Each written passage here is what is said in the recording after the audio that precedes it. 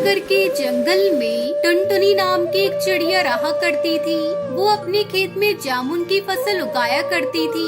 एक दिन कालू कौवे की नजर टुनटुनी के खेत पर पड़ती है। अरे बाप रे, ये टुनटुनी पता नहीं अपने खेत में क्या डालती है जो इसकी फसल इतनी अच्छी होती है। ये टुनटुनी तो कुछ बताती नहीं है। इस बार जामुन की फसल बेचकर ये चिड़िया तो मुझसे ज्यादा अमीर हो जाएगी और मैं ऐसा होने नहीं दूंगा। मैं इस चिड़िया के खेत के सारे जामुन तोड़कर बाजार में बेच दूंगा और अमीर बन जाऊंगा। तब तक आप लोग हमारे इस वीडियो को लाइक और अगर आपने हमारे चैनल को सब्सक्राइब नहीं किया है तो जल्दी से सब्सक्राइब कर लें और कमेंट सेक्शन में जरूर बताएं कि आपको हमारी ये कहानी कैसी लगी। इतना कहकर कालू कौवा वहाँ से चला जाता है। फिर टुनटुनी चिड़िया अपने खेत में पानी देने पहुँचती है। मेरे खेत के सारे जामुन पककर तैयार हो गए हैं। मैं किसी बड़े व्यापारी से सौदा करके 1-2 दिन में अपने जामुन बेच दूंगी और मुझे जो पैसे मिलेंगे उसे लेकर अपनी सहेलियों के साथ नैनीताल के जंगल घूमने जाऊंगी। बहुत मजा आएगा।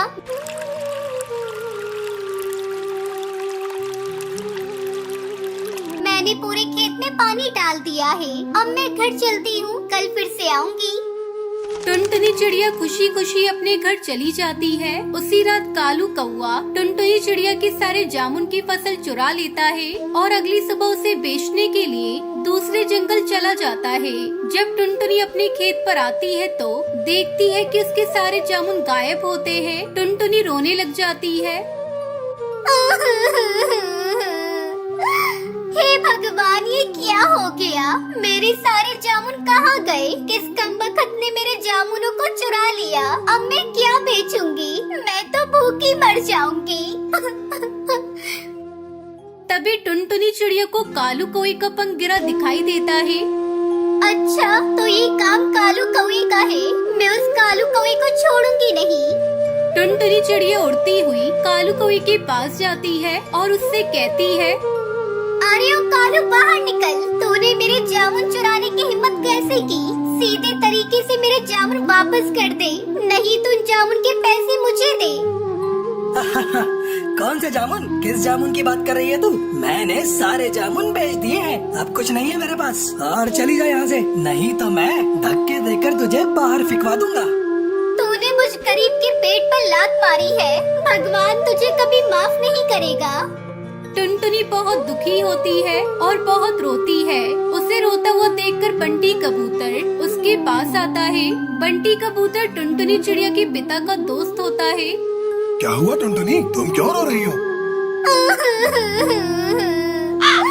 उस कालू कौवे ने मेरे सारे जामुन चुरा लिए। अब मैं क्या करूं? साहूकार का कर्ज भी चुकाना है, नहीं तो वो मेरे खेत पर कब्जा कर लेगा और मैं भूखी मर जाऊंगी। कुछ समझ में नहीं आ रहा है, मैं क्या करूं? टुनटुनी, तुम परेशान मत हो, मैं तुम्हारी समस्या का समाधान जरूर करूंगा। आखिर तुम मेरी जिगरी दोस्त की बेटी हो। तुम यहीं रुकना, मैं अभी आया। इतना कहकर बंटी कबूतर वहाँ से चला जाता है और थोड़ी देर बाद एक पानी का लोटा लेकर आता है। ये लो टुनटुनी, इसमें जादुई जल है और ये कुछ टमाटर के बीज हैं। तुम इसे अपने खेत में बिखेर देना और ये जादुई जल इसके ऊपर डाल देना। इससे तुम्हारे टमाटर को कोई नहीं छू पाएगा। लेकिन बंटी अंकल, टमाटर बाजार में बहुत दाम के चल रहे हैं। इसी वजह से कोई पक्षी टमाटरों को खरीद भी नहीं रहा। अरे टुनटुनी, मैं इसी कारण से ही तुम्हारे लिए ये जादुई बीज लेकर आया हूँ। जब तुम्हारे खेत में टमाटर आ जाए तो इन्हें तुम सस्ते दाम पर बेचना और जंगल के गरीब पक्षी सस्ते टमाटर खरीदकर बहुत खुश हो जाएंगे। फिर तुम्हारी बिक्री भी अच्छी हो जाएगी। आपका बहुत बहुत शुक्रिया जो मुझे अनाज चिड़िया की इतनी मदद की। टुनटुनी चिड़िया टमाटर के बीज को अपने खेत में बिखेर देती है और उस जल को थोड़ा थोड़ा छिड़क देती है। देखते ही देखते टमाटर के पेड़ पर ढेर सारे टमाटर लग जाते हैं। ये सब देखकर टुनटुनी चिड़िया बहुत खुश होती है और बंटी कबूतर के घर जाकर उससे कहती है, आपने मुझे मरने से बचा लिया। आपका बहुत बहुत धन्यवाद बंटी अंकल। अब टुनटुनी चिड़िया हर दिन टमाटर तोड़ती और बाजार में बेच देती। अरे टुनटुनी चिड़िया, तुम्हारे टमाटर तो बहुत अच्छे और सस्ते हैं। आजकल टमाटर के दाम तो बहुत बढ़ गए हैं, लेकिन तुमने तो हम गरीब पक्षियों की मदद कर दी। अब रोज तुमसे टमाटर खरीदकर टमाटर की चटनी बनाकर खाऊंगी।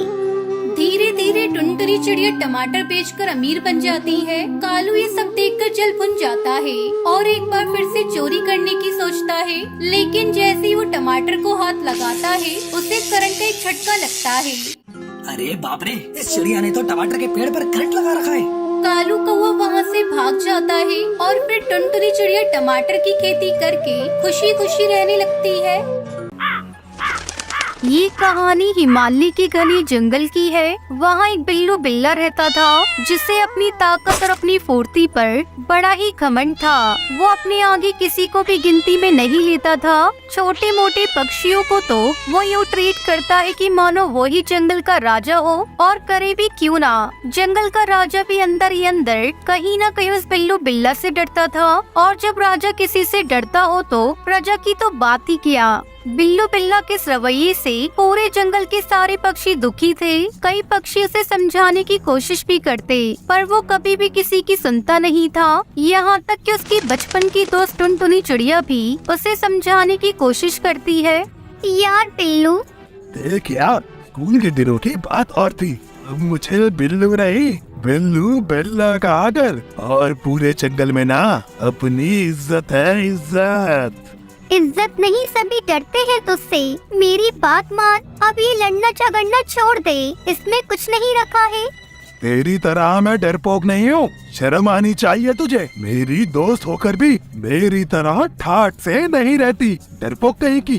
तब तक आप लोग कमेंट में बताएं 90 + 90 कितने होते हैं। ये डर नहीं है यार, रिस्पेक्ट है, सामने वाले के प्रति आदर है। आदर नहीं, ये अपने डर को छुपाने का बहाना है। अरे यार, तू मेरी बात समझने की कोशिश कर। नहीं समझना है मुझे, और आगे से समझाना भी मत, वरना तेरी और मेरी दोस्ती खत्म। बिल्लू बिल्ला पर किसी की भी समझाने का कोई भी असर नहीं होता था। यहाँ तक कि अपने घमंड में उसने अपनी बचपन की दोस्त टुनटुनी चिड़िया से भी लड़कर दोस्ती तोड़ दी थी। वो अपने को समझाने वाले और सलाह देने वाले को पसंद नहीं करता था। उसे तो सिर्फ उसे सलाम करने वाले पसंद थे। जो भी रास्ते में मिलता उससे सलाम करता, जो उससे सलाम नहीं करता उससे वो जबरदस्ती सलाम करवाता। क्यों बे, सलाम मारने के लिए तेरे हाथ टूट गए हैं क्या? हाँ वो क्या, सलाम मार, और हर बार सलाम मारना, वरना तेरे आगे का दाया और पीछे का बाया पैर तोड़कर ना खा जाऊंगा। ना चल पाएगा ना घिसट पाएगा। माफ कर दो बिल्लू भाई, माफ कर दो। सलाम मार, सलाम। तोता भाई, आपने बिल्लू बिल्ला को देखकर रास्ता क्यों बदल लिया? क्या बताऊं बुलबुल बहन, इसके सामने जाओ तो इसे सलाम करना पड़ता है। कहीं भूल गए तो फाड़ खाने की बात करता है, कहीं गुस्से में फाड़ खाया तो इससे तो बेहतर है उस रास्ते ही ना जाओ जिस रास्ते ये बिल्लू जाए। फिर तो ऐसा हो गया था कि जो भी घमंडी बिल्लू बिल्ला को देखता वो अपना रास्ता बदल लेता।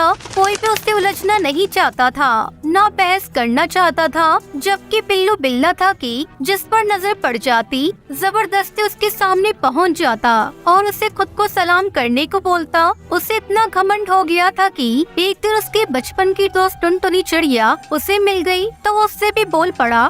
ओए टुनटुनी चिड़िया, क्या हुआ बिल्लू? माना कि तू मेरी बचपन की दोस्त है, पर ये मत बोल कि इस जंगल में जिसे भी रहना है, जिसे भी मेरे सामने से गुजरना है, मुझे सलाम मारे बगैर नहीं गुजर सकता। और किसी ने नहीं मारा तो वो जान से मारा जाएगा। चल सलाम मार मुझे। अरे मैं तो तुम्हारी बचपन की दोस्त हूँ। दोस्ती अपनी जगह और पोजीशन अपनी जगह। सलाम मार, सलाम। बिल्लू बिल्ला की बचपन की दोस्त टुनटुनी चिड़िया को उसका ये रवैया बिल्कुल भी पसंद नहीं आया था, मगर वो उसे कैसे समझाए। वो था कि अपने घमंड की आगे किसी को सुनने को ही तैयार नहीं था। ये सिलसिला काफी दिनों तक चलता रहा। ऐसे में एक दिन बिल्लू बिल्ला को बास का बच्चा रास्ते में मिल गया। बास के बच्चे, सलाम मार मुझे। क्यों भाई? तुझे तेरे माँ बाप या जंगल के किसी ने बताया नहीं? मैं बिल्लू राजा हूँ, बिल्लू राजा। मेरे मम्मी पापा भी मुझे राजा कहते हैं, तुम मुझे सलाम मारो। सारा जंगल मुझे सलाम मारता है और मैं तुझे सलाम मारूं? हाँ? घमंडी बिल्लू बिल्ला को गुस्सा आ गया और उसने अपने खतरनाक दांत बास के बच्चे में गड़ा दिए। दांत इतनी जोर से गड़ी कि बेचारा बास का नन्हा सा बच्चा दर्द से चिल्लाता हुआ वहाँ से भागता हुआ अपने माँ बाप के पास पहुँचा। तो उसकी बात सुनकर उसके बाप को गुस्सा आ गया और वो बुरी तरह चिल्लाता हुआ बिल्लू बिल्ला को सबक सिखाने निकल पड़ा। कुछ ही आगे जाकर बास को बिल्लू बिल्ला मिल गया। क्यों बे बिल्लू बिल्ला, तूने मेरे बच्चे को काटा है? तमीज से बात करो। हाँ, मैंने काटा, उसने मुझे सलाम नहीं मारा था। ले, मैं सलाम मारता हूँ तुझे। बास की इस मार से बिल्लू बिल्ला के जबड़े हिल जाते हैं। वो घबराकर वहाँ से भागता है। उसे आगे टुनटुनी चिड़िया दिखाई देती है। वो उसके पीछे जाकर छुप जाता है। टुनटुनी चिड़िया के पीछे कहाँ छिप रहा है बे? आज हर हाल में तेरे जबड़े और दांत टूटने ही हैं। सारी बात सुनकर टुनटुनी चिड़िया उसे फिर समझाती है। तू मेरे बचपन का दोस्त था, इसलिए मैं तुझे समझाती थी। अब तो बास किसी भी कीमत पर मुझे नहीं छोड़ेगा। मुझे भूख भी लग रही है, भूख से तड़प तड़प कर मर जाऊंगा। अगर तू आज से अपनी आदत बदल ली तो मैं बास भाई को समझा सकती हूँ। मैं वादा करता हूँ, आज के बाद मैं किसी को भी तंग नहीं करूँगा, किसी को भी सलाम मारने को नहीं कहूँगा, उल्टा मैं सभी को सलाम मारूंगा। ये सुनकर टुनटुनी चिड़िया कुछ ही देर में बाज भाई को समझाकर शांत करती है। बिल्लू बिल्ला बाज भाई को शांत देखकर सरप्राइज हो जाता है और फिर पूछता है, कमाल है बाज भाई, आप मुझ जैसे खतरनाक जानवर से नहीं डरे, मेरा कहना नहीं माने और एक नन्ही सी टुनटुनी चिड़िया की सुन ली। इस संसार में कोई भी सबसे ज्यादा ताकतवर नहीं है, जानवर की ताकत से ज्यादा उसकी जबान की ताकत होती है। तुम में घमंड बनाए, इसलिए टुनटुनी चिड़िया के सामने तुम एकदम कमजोर हो। टुनटुनी चिड़िया का कहना मैं तो क्या पूरा जंगल मानेगा, क्योंकि टुनटुनी चिड़िया की जुबान बड़ी मीठी है और मीठी जुबान से भगवान भी हार जाते हैं। बाज भाई की बात सुनकर बिल्लू बिल्ला की आंखें खुल जाती है और वो कहता है, आज मेरी समझ में आ गया, मीठी जुबान में ही सबसे बड़ी ताकत होती है। आज से मैं किसी से भी कोई भी दिल को दुखा देने वाली बात नहीं करूँगा।